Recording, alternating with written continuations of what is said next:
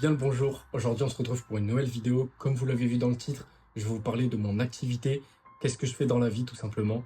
Donc du coup dans cette vidéo on verra un petit peu en quoi consiste mon activité, depuis quand je fais ça, pourquoi j'ai fait ça et qu'est-ce que je délivre également à mes clients, mais aussi un petit peu l'avenir, qu'est-ce que je vois dans les 2-3 prochaines années pour cette activité-là. Donc voilà. Donc à quoi servira cette vidéo principalement? Ça permettra aux personnes qui sont intéressées de travailler avec moi de savoir un petit peu concrètement ce que j'apporte, qu'est-ce que je peux faire pour eux, mais aussi ça pourra aider des personnes qui ne savent pas quoi faire dans leur vie, qui sont perdues dans leurs études, dans leur vie professionnelle en général, et que ça peut peut-être guider quoi, tout simplement vers une vocation qui n'espérait pas, quoi, tout simplement. Donc du coup, rentrons dans le vif du sujet, et concrètement, qu'est-ce que je fais? Je suis community manager spécialisé dans le domaine du sport, donc j'accompagne les entreprises dans le domaine du sport, que ce soit les salles de sport, les clubs, à se développer sur les réseaux sociaux. J'accompagne également les coachs sportifs qui sont sur les réseaux et qui souhaitent développer leur coaching. Voilà, tout simplement apporter plus de clients à leur coaching via les réseaux sociaux, en fait, tout simplement. Donc pourquoi j'ai choisi le domaine du sport? En fait, c'est très simple. Le sport, ça fait depuis tout petit que j'en fais. Et ça me permet tout simplement de mêler l'utile à l'agréable. En fait, je suis passionné par le sport depuis tout petit. Ça a toujours été un endroit dans lequel je me suis senti bien, dans lequel je me suis toujours épanoui. Voilà, ça permet de mêler le dépassement de soi, la compétitivité, etc. La compétitive, je sais pas si ça se dit, la compétition peut-être. Mais d'ailleurs, si vous avez quand même des projets qui n'ont pas ou qui n'ont aucun rapport même d'ailleurs avec le domaine du sport, n'hésitez pas à m'envoyer quand même un message. Je vous mettrai toutes mes informations dans la description pour ceux qui souhaitent me joindre. Mais n'hésitez pas quand même à me contacter, je suis ouvert à toutes sortes de propositions et je pense que ça peut être quelque chose d'intéressant et de gratifiant parce que certes je suis spécialisé dans le sport, mais peu importe le domaine d'activité, on va dire, le travail reste le même en surface, donc voilà. Donc du coup, depuis combien de temps je fais ça et comment j'ai découvert ça? Alors en fait, c'est tout simple. À la base, moi, j'étais pas du tout prédestiné à faire ça. J'ai fait un bac pro électricité. J'étais fait pour être un électricien ou quelqu'un qui ne travaille pas du tout dans ce domaine-là, quoi, tout simplement. Et ensuite, j'ai dévié dans des études de commerce. Et dans le commerce, bah, il y a différentes choses. Il y a le marketing, etc. Et moi, j'ai découvert la communication durant un stage. Et ça m'a hyper plu. Vraiment, ça m'a trop plu. J'ai trop aimé. C'était vraiment... on est une génération aujourd'hui, on est né avec les réseaux sociaux, avec un téléphone dans les mains. Et le fait de pouvoir travailler sur son téléphone, sur les réseaux sociaux, ben moi, c'était quelque chose qui me faisait un petit peu rêver et qui me plaisait.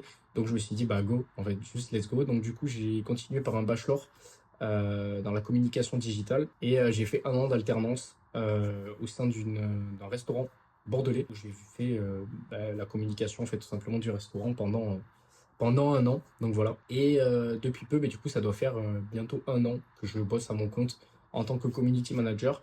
Je me suis spécialisé dans le sport parce que voilà, tout simplement, c'est ce que je voulais faire. Donc du coup, qu'est-ce que j'apporte concrètement à une entreprise quand je travaille avec elle? Comment se passe le dénouement de tout ça? Alors, tout d'abord, si on est amené à travailler ensemble, on va tout simplement se faire un gros appel, un appel d'une heure majoritairement, où on va tout revoir sur ton entreprise, toute ton activité, qu'est-ce que tu fais, qu'est-ce que tu apportes, qui sont tes clients, etc. Mais surtout, quels sont tes objectifs clairs et concis. Il me faut des objectifs.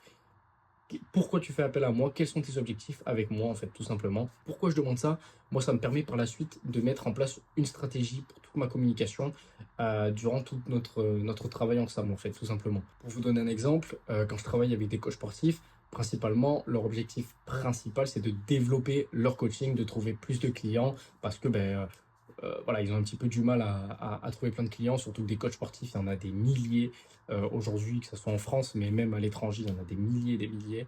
Donc c'est vrai que c'est compliqué de se détacher de la masse et de faire du contenu qui parle à ton audience et qui fera que quelqu'un qui voit ta vidéo se retrouve en client, en fait, tout simplement. Donc après avoir mis en place toute la stratégie de contenu, etc., je m'occupe du coup de toute la création de ton contenu, de A à Z jusqu'à la programmation, en fait, tout simplement. Donc pourquoi je fais tout ça? Parce que l'objectif principal, c'est de te faire gagner énormément de temps. Si tu fais appel à moi, c'est pour mon savoir-faire, mais c'est également pour te libérer beaucoup plus de temps par la suite et ne plus pouvoir penser à tes réseaux sociaux, en fait, tout simplement. Ensuite, en fonction de l'objectif, je m'occupe aussi de la prospection sur les réseaux sociaux.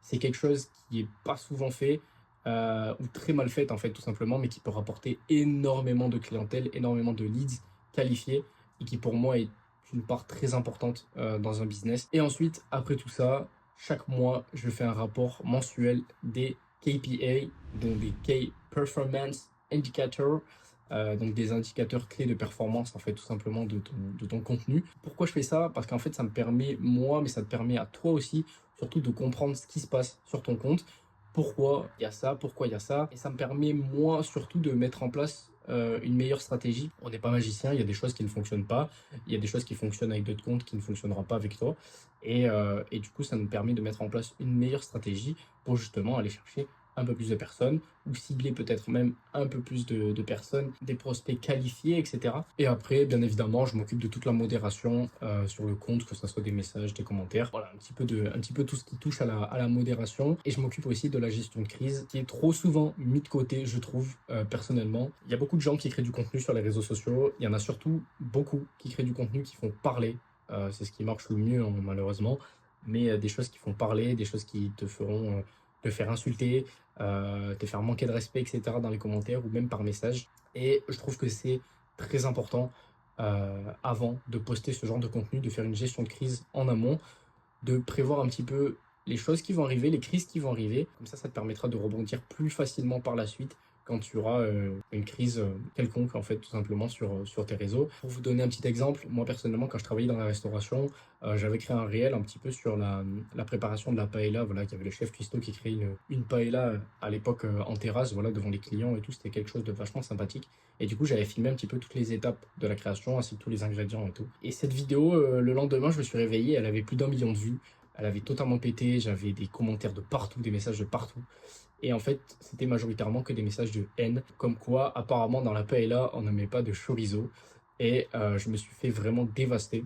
Alors, bien évidemment, c'est quelque chose que je ne pouvais pas anticiper. Enfin, je ne pensais pas que ça pouvait prendre des ampleurs aussi énormes.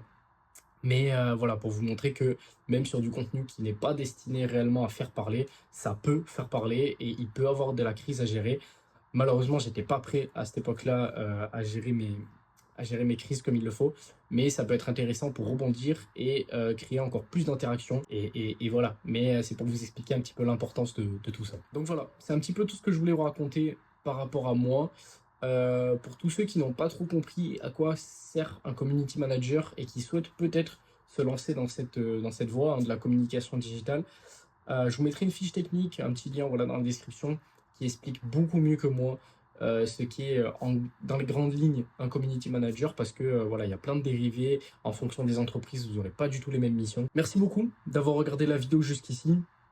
Je pense qu'il y en aura très peu qui seront allés jusqu'au bout, honnêtement, parce que c'est pas le sujet le plus hype, le plus intéressant. J'ai essayé enfin, j'essaierai au montage d'être le plus intéressant pour vous. Pour tous ceux que ça intéresse, peut-être de travailler ensemble, je vous laisse tout mes coordonnées, tous mes contacts en fait dans la description. Vous aurez mon Instagram, mon Gmail pour m'envoyer un mail tout simplement pour m'expliquer un petit peu votre projet. Je pense que ça peut être intéressant éventuellement. En tout cas, je vous remercie beaucoup. N'hésitez pas à me rejoindre sur Insta. C'est là où je suis le plus actif en fait tout simplement. YouTube, c'est un petit peu ma plateforme secondaire, on va dire. J'aime beaucoup poster du contenu sur YouTube parce que c'est plus par passion. Sur Instagram, c'est un petit peu plus par professionnalisme, par business, on va dire. Donc voilà, n'hésitez pas à me suivre sur Insta, c'est là où je suis le plus actif. Et si vous voulez discuter avec moi, etc., c'est là-bas. Et sur YouTube, ben, n'hésitez pas à vous abonner. Je vous remercie énormément et on se retrouve pour la prochaine vidéo qui, je ne sais pas quand c'est qu'elle sortira, tout simplement. Voilà, je fais un petit peu au feeling, donc on verra bien. En tout cas, prenez soin de vous. On se dit à la prochaine. Bye bye.